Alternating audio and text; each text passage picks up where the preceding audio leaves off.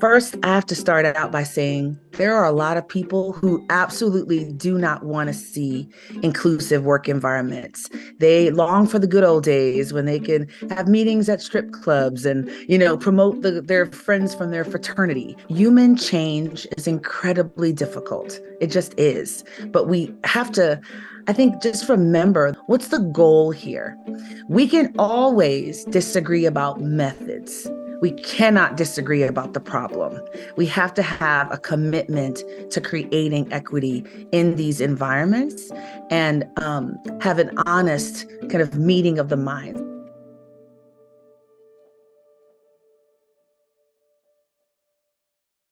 I think a lot of people are legitimately confused about what DEI is, how it works, what the impact is. DEI simply is a set of practices and strategies and programs that are designed to make room, to create space for everyone to be able to contribute and to remove any intentional or unintentional barriers to advancement. Right? I also don't think DEI is some holy grail. It's a set of practices, and we should be in communication about how we refine them and improve them. But anyone that says they just want to dump them, ditch them, that's a red flag for me. First, I think we need to spend time with leaders. There's a lot of focus around helping marginalized people navigate difficult environments. And I get the intention around that. Like, we want to support people in being successful, but there's not always as much attention to why those environments are toxic in the first place. If the leader doesn't really believe in the initiatives, if they don't really put forth commitment, it doesn't matter how hard the DEI professional is working, because people follow their leader. I see a lot of organizations that are fine with the charitable kindness part of the work. We're going to recruit at more schools. We're going to add some programs. We're going to celebrate some holidays. But they are very resistant to the discipline course correction part of that work, right?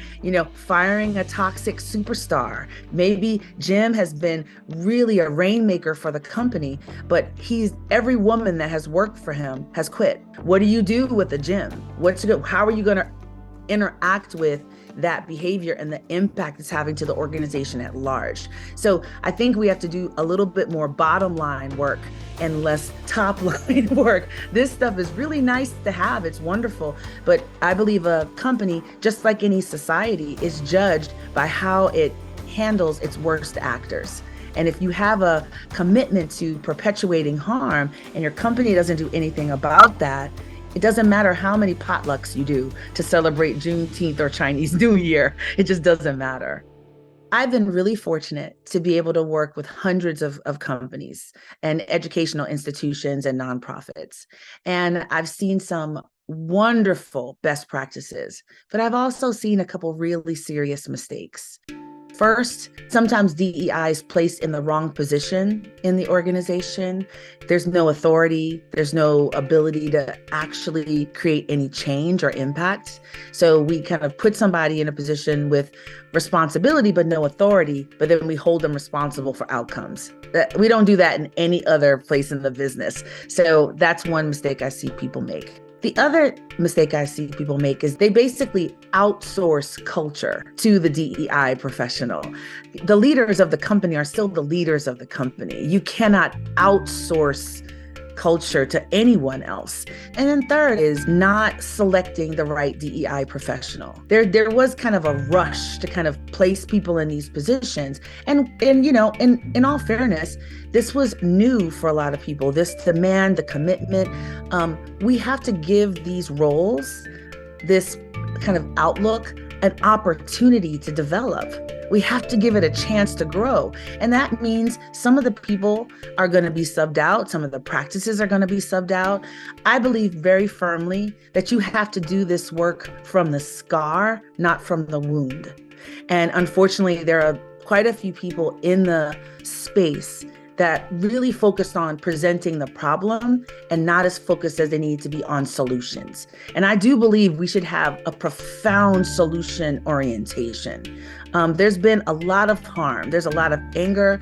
There's a lot of feeling of being excluded that can easily get tangled up in this profession. And I think it's really important that we kind of level set, reset what the skills are, name them, develop competencies around the skill sets necessary, and teach those skills, right? This is a nascent profession in a lot of ways. And just like any other profession, we've got to give it a chance to grow up.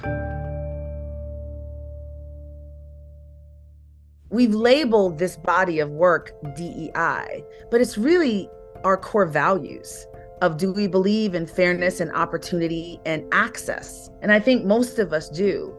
So people often ask me, is there any company that's too small to focus on DEI?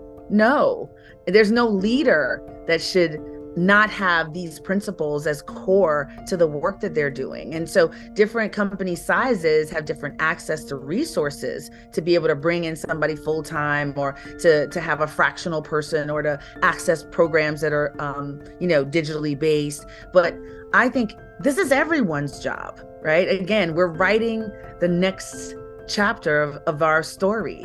And so this is the way we need to evolve and grow. And it's all of us that needs to do it. And it's not just business leaders. It's the head of the PTO. It's the coach of the Little League team, right? Like these are principles that we want to all move forward on, because I think that we're ready. We're ready to take a big step forward of what is acceptable, what is appropriate, and what we think is possible in this environment that we call home, right? So I think this work is everyone's work. And the sooner we realize that, the quicker we will accomplish our goals.